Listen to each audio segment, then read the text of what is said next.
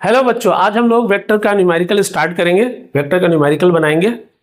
तो वेक्टर का न्यूमेरिकल बनाने से पहले हम लोग कुछ फार्मूला पर, इंपॉर्टेंट फार्मूला पर डिस्कशन करेंगे। अच्छा, वेक्टर के न्यूमेरिकल का कई पार्ट है। आज जो पार्ट को हम लोग पढ़ेंगे, जिस पोर्शन को हम लोग पढ़ेंगे, वो है रिजल्टेंट डिटरमाइन करने का। दो या दो से ज्यादा वेक्टर, पर्टिकुलरली दो वेक्टर का रिजल्टेंट हम लोग कैसे डिटरमाइन करेंगे। तो सबसे पहले न्यूमेरिकल बनाने से पहले जो सबसे इंपॉर्टेंट चीज है वो ये है कि इसका न्यूमेरिकल को, इसका फार्मूला को एक बार डिस्कस कर लिया जाए। तो चलते हम लोग कुछ इंपॉर्टेंट फार्मूला पर डिस्कशन करेंगे। तो देखिए, वेक्टर का रिजल्टेंट हम लोग कैसे डिटरमाइन कर लेंगे। तो सबसे पहले अज्यूम कर लें कि ये ए एक वेक्टर है, बी एक वेक्टर है, और दोनों के बीच में एंगल थीटा फॉर्म कर रहा है। न्यूमेरिकल जब हम लोग सॉल्व करेंगे आइदर ट्रायंगल रूल या पैरेललोग्राम रूल से, लेकिन हम लोग को ट्रायंगल और पैरेललोग्राम पूरा पूरी नहीं बनाना है, ठीक है। तो ए एक वेक्टर है, बी एक वेक्टर है, दोनों के बीच में एंगल थीटा है। रिजल्टेंट क्या होगा बच्चों? रिजल्टेंट जो हमारा होगा वो दोनों के बीच से कहीं से पास करेगा। ये अज्यूम कर ले हमारा, ये अज्यूम कर ले हमारा रिजल्टेंट है आर, और ये जो रिजल्टेंट है ए के साथ जो एंगल फॉर्म कर रहा है वो एंगल है फाइव। क्लियर बच्चों? तो हम लोगों को पूरा ट्रायंगल या पैरेललोग्राम बनाने की जरूरत नहीं है। जस्ट ए एक वेक्टर है, बी एक वेक्टर है, दोनों के बीच में एंगल थीटा है। रिजल्टेंट दोनों के बीच से कहीं से पास करेगा। ये जो रिजल्टेंट है आर वेक्टर, मान लीजिए वो रिजल्टेंट ए के साथ जो एंगल फॉर्म कर रहा है दैट एंगल इज फाइव। तो आर इज इक्वल टू क्या होता है? Root under A square plus B square plus 2ab cos theta. देखिए ये रिजल्टेंट का मैग्नीट्यूड हो गया, और डायरेक्शन जो कि एंगल से पता चलता है वो क्या है? tan phi is equal to B sine theta divided by A plus B cos theta. ये मैग्नीट्यूड हो गया और ये डायरेक्शन। हाँ, tan फाई से फाई हम लोग सेपरेट कर लेते हैं, तो phi is equal to tan inverse B sine theta by A plus B cos theta आ जाता है। ठीक है बच्चों। अच्छा, इसमें कुछ केसेस है, ठीक है। केस वन जैसा कि हम लोग देखेंगे, केस वन में क्या है कि अगर दोनों वेक्टर सेम डायरेक्शन में हो, ए वेक्टर और B vector, they are along the same direction, तो सेम डायरेक्शन होने पर क्या होगा बच्चों? थीटा जो दोनों के बीच का एंगल है दैट विल बी 0 डिग्री। तब रिजल्टेंट कितना हो जाएगा? तो R is equal to root under A square plus B square plus 2ab cos 0 degree. यही सबसे मेन फॉर्मूला है, ये मैग्नीट्यूड के लिए और सेकंड tan फाई डायरेक्शन के लिए, ठीक है। ये मैग्नीट्यूड के लिए या डायरेक्शन के लिए, यही सबसे मेन फॉर्मूला है। cos 0 डिग्री क्या होता है बच्चों? +1। तब r हमारा क्या होगा? Root under A square plus B square plus 2ab। तो r क्या हो जाएगा? Root under a plus B पर होल स्क्वायर होगा। रूट स्क्वायर कैंसिल हो जाएगा तो r हो जाएगा a प्लस बी। क्लियर? और ये रिजल्टेंट का मैक्सिमम वैल्यू होगा। मतलब दो वेक्टर को अगर हम लोग ऐड कर रहे हैं तो दोनों का जो रिजल्टेंट होगा वो मैक्सिमम कब होगा? जब दोनों वेक्टर का डायरेक्शन सेम होगा और दोनों का एल्जेब्रिक सम के बराबर रिजल्टेंट होगा, और ये रिजल्टेंट का मैक्सिमम वैल्यू होगा। इसी तरह से केस टू में हम लोग चलते हैं। अगर दोनों वेक्टर ऑपोजिट डायरेक्शन में हो जाए, एज्यूम कर ले ए इस तरफ है और बी इस तरफ है, तब दोनों के बीच में एंगल क्या होगा? 180 डिग्री। अच्छा, इस केस में हम लोग एज्यूम कर लेते हैं कि ए बी से बड़ा है, ए ग्रेटर देन बी, जैसा कि देख रहे हैं। अब हम लोग इसमें सब्स्टिट्यूट करेंगे तब क्या होगा? R is equal to root under A square plus B square plus 2ab cos 180 degree. अच्छा बच्चों, cos 180 डिग्री क्या होता है आपको पता है? -1। ठीक है, तो अगर इसमें हम सब्स्टिट्यूट करेंगे तब root under A square plus B square और ये प्लस माइनस माइनस 2ab हो जाएगा। तब जब हमारा रिजल्टेंट जो आएगा root under a minus B पर whole square, root square cancel तो r हो जाएगा a माइनस बी, और ये रिजल्टेंट का मिनिमम वैल्यू होगा, है ना। ये रिजल्टेंट का मिनिमम वैल्यू। क्लियर? ठीक है, हम लोग जानते भी हैं कि अगर 4 और 3 दो वेक्टर क्वांटिटी हो, मान लें कि 4 और 3 दो वेक्टर क्वांटिटी है, तो हम लोग जानते हैं कि इसका जो रिजल्टेंट आता है एक मिनिमम और एक मैक्सिमम के बीच आता है। ठीक है, इसका मिनिमम कितना होता है, सब्ट्रैक्शन के बराबर 1, और मैक्सिमम कितना होता है 7, बीच में ऑल पॉसिबल वैल्यूज। ठीक है, 2 भी हो सकता है, 3 भी हो सकता है, 4 भी, 5 भी, 6 भी, इवन डेसिमल में भी हो सकता है, 2.1, 2.3, 3.7, ठीक है, 6.9, कुछ भी हो सकता है, होल नंबर भी हो सकता है और डेसिमल में भी हो सकता है। क्लियर बच्चों? तो हम लोग देख रहे हैं मैक्सिमम कब होगा, जब दोनों का डायरेक्शन सेम होगा, सिंपली ऐड कर देंगे, और मिनिमम कब होगा, जब दोनों का डायरेक्शन ऑपोजिट होगा, उसमें हम लोग बस सब्ट्रैक्ट कर देंगे। क्लियर बच्चों? तो ये हमारा 2 केस हुआ, और हम लोग कुछ इंपॉर्टेंट केसेस को देखते हैं। तो केस 3 हम लोग चलते हैं।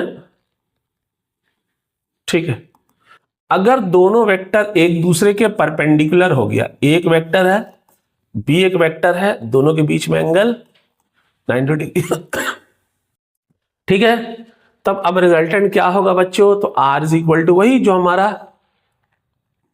मेन फॉर्मूला है उसमें सब्स्टिट्यूट करते हैं, √a² + b² + 2ab cos 90 degree. बच्चों cos 90 डिग्री क्या होता है, 0, तब R इज इक्वल टू ये पूरा टर्म 0 हो जाएगा, √a² + b² हो जाता है। ठीक है, ये हो गया। क्लियर? अच्छा, केस 4, अब हम लोग समझ गया कि फॉर्मूला कैसे आ रहा है। जो हमारा मेन फॉर्मूला है उस फॉर्मूला में हम लोग एंगल का वैल्यू सब्स्टिट्यूट कर देने पर हमारा रिजल्टेंट का मैग्नीट्यूड आ जा रहा है। कुछ और केसेस देखते हैं, जैसे if a is equal to b, मतलब दोनों वेक्टर का मैग्नीट्यूड सेम है। ठीक है, a is equal to b and theta is equal to 90 degree, यही वाला केस, थीटा का वैल्यू 90 डिग्री और a b के बराबर, दोनों का मैग्नीट्यूड सेम, इसमें सब्स्टिट्यूट करेंगे, या ये जो मेन फॉर्मूला है इसमें सब्स्टिट्यूट करेंगे, तब r is equal to a√2 आ जाएगा। ठीक है, अच्छा केस 4 में हम लोग आते हैं बच्चों। Case 4, if a is equal to b and theta is equal to 60 degree, r is equal to √a² + b² + 2ab cos theta, इस फार्मूला में अगर हम लोग वैल्यू का सब्स्टिट्यूट करते हैं तब क्या आ जाएगा, r इज इक्वल टू आएगा a√3। ठीक है बच्चों, अच्छा ये केस 5 था। अब आते हैं हम लोग केस 6। इसमें क्या है कि वही if a is equal to b, that is दोनों वेक्टर का magnitude same and theta is equal to 120 degree, दोनों वेक्टर के बीच में एंगल 120 डिग्री। तो अगर बैठाते हैं तो r इज इक्वल टू क्या आता है, a ही आ जाएगा। ये बड़ा इंपॉर्टेंट केस है एक। इसमें हम लोग क्या ऑब्जर्व कर रहे हैं बच्चों, लोग क्या देख रहे हैं, इसमें हम लोग ये देख रहे हैं कि दो वेक्टर दोनों इक्वल है, a और b भी हमारा a ही है। अगर दोनों के बीच जो एंगल है 120 डिग्री हो जाता है, तब रिजल्टेंट किसके बराबर हो जाएगा, तो रिजल्टेंट जो हमारा होगा वो क्या होगा, r is equal to a ही होगा। Clear? r is equal to a ही होगा। अगर दोनों वेक्टर हमारा इक्वल है और दोनों के बीच 120 डिग्री का एंगल, तो रिजल्टेंट a ही होगा। क्लियर? मतलब इसमें ऐसा ऑब्जेक्टिव क्वेश्चन कभी कभी पूछा जाता है कि can the resultant of two equal vectors be equal to either of them, क्या दो वेक्टर है दोनों इक्वल है, तो क्या ऐसा पॉसिबल है कि दोनों का रिजल्टेंट भी वही आ जाए, किसी एक के बराबर आ जाए। मतलब अगर ये 5 न्यूटन है और यहां पर भी 5 न्यूटन है, तो क्या बच्चों ये पॉसिबल है कि हमारा जो रिजल्टेंट है वो भी 5 आ जाए। तो हाँ पॉसिबल है, कब, थीटा का वैल्यू अगर 120 डिग्री हो जाए तो। क्लियर है बच्चों? उम्मीद करते हैं समझ में आ रहा है आप लोगों को। और भी बहुत सारा है फॉर्मूला, बहुत सारा केसेस हम लोग डिटरमाइन कर सकते हैं।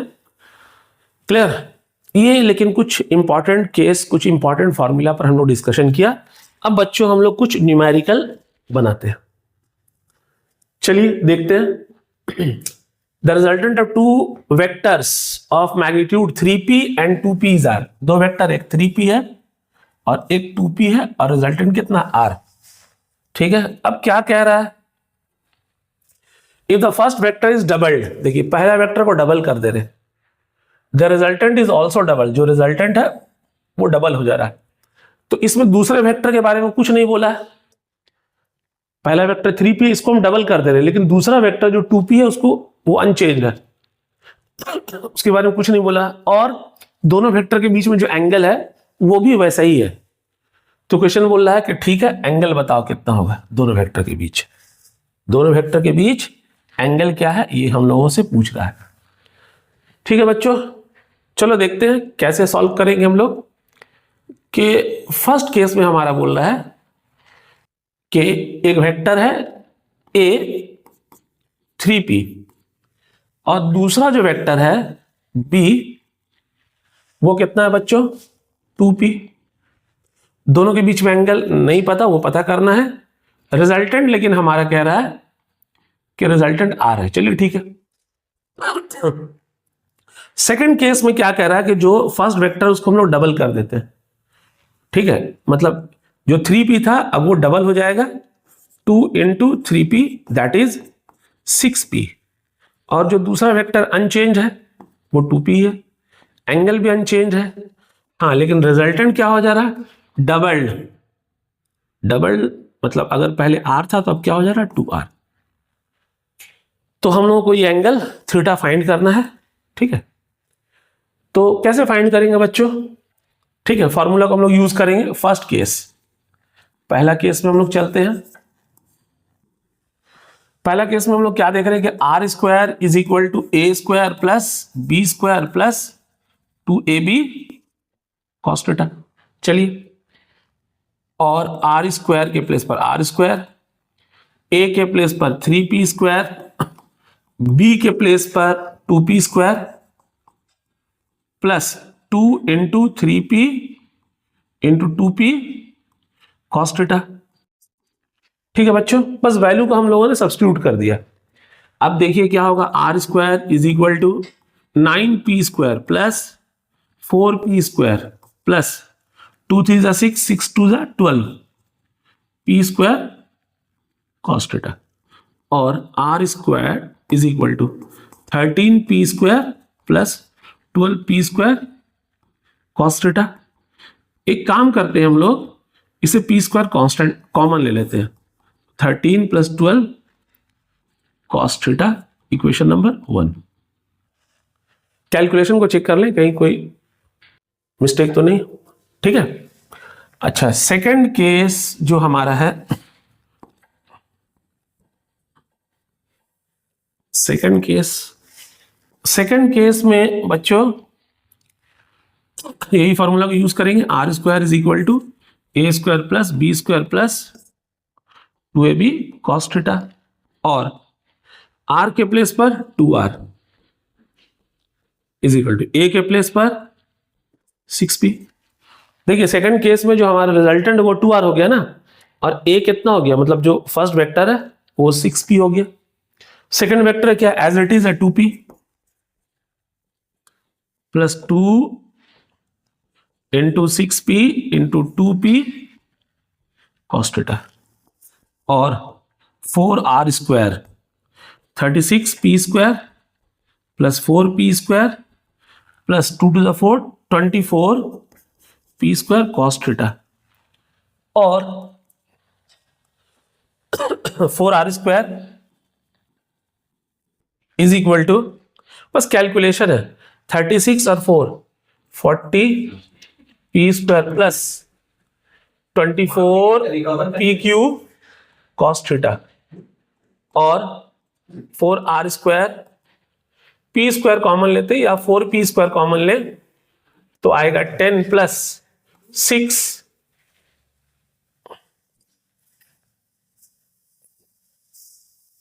pq नहीं होगा, ये 24p स्क्वायर था ना,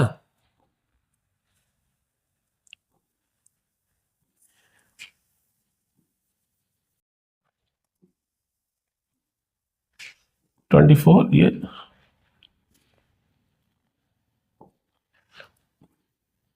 ये यहां पर एक मिस्टेक हो गया था, 24 पी स्क्वायर कॉस थीटा, तो 4 P square 10 plus 6 cos theta. Clear? 4 cancel और R square is equal to P square inside bracket 10 plus 6 cos theta. Equation number 2। Equation 1 equation 2 दोनों का लेफ्ट हैंड साइड सेम, तो right hand side भी same हो जाएगा। तब हम लोग क्या करेंगे बच्चों? तब हम लोग करेंगे बाय 1 and 2, इक्वेशन 1 and 2 के अकॉर्डिंग। दोनों का LHS देखिए सेम हो गया, तो RHS भी सेम हो जाएगा। तो P square 13 plus 12 cos theta is equal to P square 10 plus 6 cos theta. Okay, P square cancel और 12 कॉस थीटा, इसको आप इधर ले आए -6 कॉस थीटा। देखिए है ना, ये 10 है, इसको उधर ले गए -13, तो ये आ गया 6 cos theta is equal to -3, that is cos theta is equal to -3/6, that is -half. तो कॉस थीटा -हाफ कब आता है बच्चों? कॉस आप लोगों को पता 120, therefore theta is equal to 120। Answer भी यही है, देख लीजिए, है ना। क्लियर? बहुत सिंपल सा प्रॉब्लम, आपको लेंदी जरूर लग रहा होगा, लेकिन बहुत सिंपल सा बेसिक जो फॉर्मूला है, ये फॉर्मूला बस इसी को 2 केसेस में हम लोगों को सब्स्टिट्यूट कर देना है, कैलकुलेशन सही से करना है। ठीक है, तो देखिए हमारा आंसर आ जाएगा। जो रूल हम लोगों ने बताया, डिस्कस किया, बस उसी रूल को फॉलो करते हुए हम लोगों ने इस प्रॉब्लम को सॉल्व किया। और 1-2 प्रॉब्लम हम लोग देखते हैं। चलिए, 2 vectors 2p and p are inclined to each other. 2p and p are inclined to each other at a certain angle. If the first vector is doubled, देखिए उसी टाइप का क्वेश्चन है, then the resultant vector is increased 3 times. Resultant कितना हो जा रहा है? 3r। ठीक है, अगर इसमें हमारा रिजल्टेंट r था तो इसमें क्या हो जा रहा है? 3r। Calculate the angle between the 2 vectors. ये बच्चों आपका होमवर्क, सेम क्वेश्चन, उसी टाइप का क्वेश्चन, सेम क्वेश्चन नहीं, उसी टाइप का। 120 डिग्री एंगल था, यहाँ 180 डिग्री एंगल है। सॉल्व करें, ये क्वेश्चन आप लोगों का होमवर्क है। इससे पहले वाला क्वेश्चन को देख ले किस तरह से सॉल्व हुआ, और उसके बाद इसको सॉल्व करें। ठीक है, जिसका हो जाएगा कमेंट्स में मुझे बताएंगे। ओके, चलते हैं हम लोग अपने नेक्स्ट प्रॉब्लम की तरफ। चलिए, show that 2 vectors of equal magnitude have a resultant which bisects the angle between the component. बहुत अच्छा क्वेश्चन है, बहुत ही अच्छा क्वेश्चन है। क्वेश्चन ऐसा है कि प्रूव करके आपको क्या दिखाना है कि एज्यूम कर लो एक वेक्टर है और ये जो दूसरा वेक्टर वो भी ए है, इक्वल वेक्टर है ना, इक्वल वेक्टर नहीं, इक्वल मैग्नीट्यूड। क्लियर? और दोनों के बीच जो एंगल हमारा फॉर्म करता है थीटा, तो कह रहा है कि जो रिजल्टेंट है वो बाइसेक्ट करेगा। क्या इसका मतलब है बच्चों? रिजल्टेंट बाइसेक्ट करेगा मतलब ये जो रिजल्टेंट हमारा यहां से पास करेगा, जो एंगल फॉर्म करता है ए के साथ फाई, तो हम लोग को क्या प्रूव करना है? We have to prove that, क्या प्रूव करना बच्चों? Phi is equal to θ/2। ठीक है, क्या क्लियर है बच्चों? क्वेश्चन क्या समझ में आया? एक बार पॉज करके क्वेश्चन को पढ़ ले। ठीक है, क्या हम लोग को पता करना है वो हमने बता दिया। अब इसमें बहुत इंपॉर्टेंट चीज सिलेक्शन ऑफ फार्मूला है। इसमें मैग्नीट्यूड के बारे में कोई डिस्कशन नहीं है। ठीक है, इसमें बस ये कहा गया रिजल्टेंट बाइसेक्ट करेगा। बाइसेक्ट करेगा मतलब ये क्या कि अगर 2 वेक्टर है इक्वल है, ये भी 4 न्यूटन और ये भी 4 न्यूटन, मान ले दोनों के बीच में एंगल है 60 डिग्री, तो ये कहना चाह रहा है कि जो रिजल्टेंट है जो यहां से पास करेगा वो इसको बाइसेक्ट करेगा, ये 30 डिग्री, ये 30 डिग्री, मतलब एकदम ठीक बीच से पास करेगा, यही कहना चाह रहा है। तो कैसे प्रूफ करेंगे बच्चों? तो जैसे कि हमने कहा कि यहां पर मैग्नीट्यूड के बारे में कुछ बोला नहीं गया है, बस यहां पर ये एंगल के बारे में बोला गया, तो इसी एंगल को हम लोग यूज करेंगे कि वी हैव या we know that tan phi is equal to क्या होता है बताइए आप? b sin theta by a plus B cos theta. और tan phi is equal to B, B नहीं लिखेंगे हम लोग, ए लिखेंगे ना, क्योंकि ये जो बी है दैट इज ए, दोनों वेक्टर इक्वल है, तो बी के प्लेस पर A sine theta divided by A plus B के प्लेस पर भी ए कॉस थीटा। अब क्या करेंगे बच्चों, A sine theta, A common लीजिए, 1 प्लस कॉस थीटा, ए और ए कैंसिल, तो tan phi is equal to क्या आया, sine theta by 1 plus cos theta. अब यहां पर इस स्टेज में आने के बाद यहां पर ट्रिग्नोमेट्री का कुछ फॉर्मूला आपको यूज करना पड़ेगा, सम मल्टीपल एंगल का। साइन थीटा इसको हम लोग लिख सकते हैं 2 sign theta by 2 cos theta by 2, लिख सकते हैं हम लोग। Sine theta 2 sign theta by 2 cos theta by 2, 1 plus cos theta क्या होता है बच्चों, 2 कॉस स्क्वायर थीटा बाय 2। देखिए साइन थीटा का 2 sign theta by 2 cos theta by 2 और 1 plus cos theta 2 cos square theta by 2।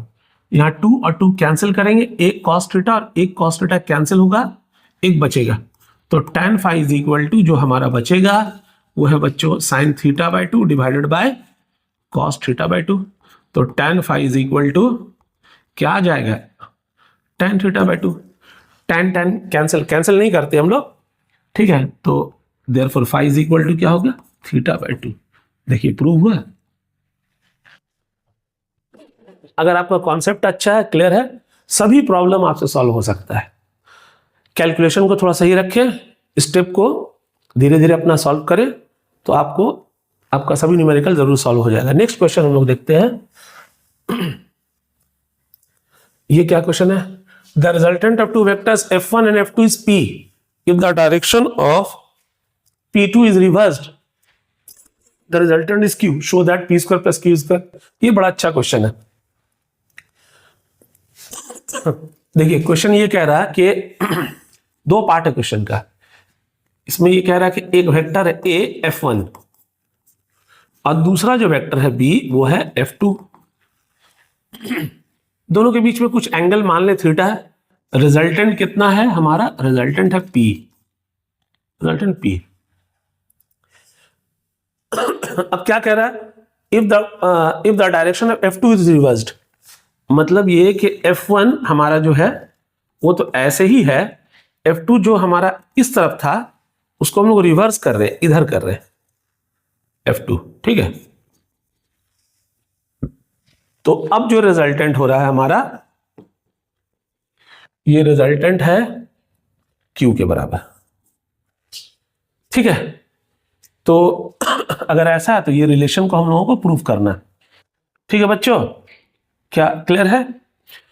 यहां पर एक चीज देखिए कि पहले ये जो एंगल था थीटा, f1 और f2 जब इधर था, लेकिन जैसे ही हम लोगों ने वेक्टर को रिवर्स कर दिया ना, अब f1 f2 के बीच में एंगल ये हो गया, और ये कितना होगा 180 डिग्री माइनस थीटा, ठीक है बच्चों, कितना हो जाएगा ये 180 डिग्री माइनस थीटा। देखिए अब क्या करना, दो केसेस में दोनों को सॉल्व करना है, देखते हैं हम लोग। First case, r square is equal to A square plus B square plus 2ab cos theta, और आर के प्लेस पर क्या होगा पी स्क्वायर, ए के प्लेस पर f1 स्क्वायर, बी के प्लेस पर f2 square plus 2f1 f2 cos theta, equation number 1। Second case में आते हैं, ये केस में अगेन यही फॉर्मूला यूज करेंगे, are square is equal to A square plus B square plus 2ab cos theta. R के place पर हमारा क्या हो जाएगा q, ए के प्लेस पर f1 स्क्वायर, बी के प्लेस पर f2 square plus 2f1 f2 cos 180 degree minus theta, है ना। एंगल कितना हमारा 180 डिग्री माइनस थीटा। तो देखिए क्या आएगा, q square is equal to f1 square plus f2 square minus 2f1 f2 cos theta.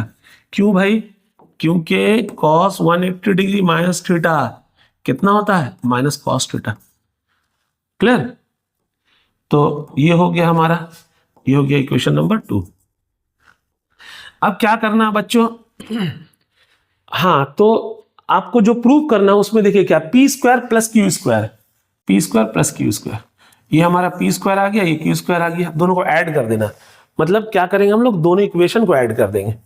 तो 1 + 2 गिव्स क्या मिलेगा, देखिए P square plus q square, left hand side के साथ ऐड होगा और राइट हैंड साइड के साथ। तो ये क्या होगा, f1 square plus f2 square plus 2f1 f2 cos theta plus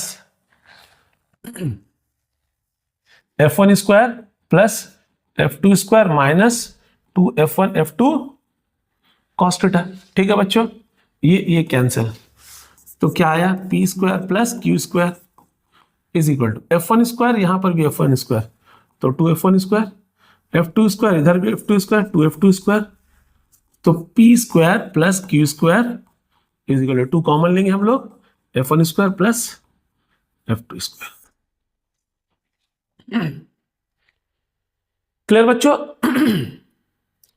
अपने नेक्स्ट वीडियो में हम लोग और वेक्टर के और भी दूसरे प्रॉब्लम्स को हम लोग सॉल्व करेंगे। ठीक है, तो जुड़े रहें हमारे चैनल के साथ, ग्रेविटी क्लासेस के साथ, जिसमें हम लोग, हमारा नेक्स्ट वीडियो अब वेक्टर के न्यूमेरिकल पर ही होगा।